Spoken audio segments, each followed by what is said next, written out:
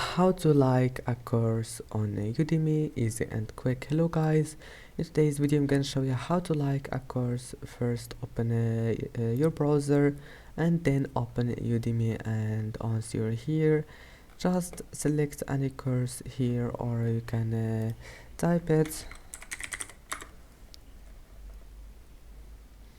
and as you see here you will find courses. And now click on anything you want here, and now here we'll find this heart. Click on it, and now this course have been liked, and you will find it here. Just put your mouse on this one, and here we'll find it.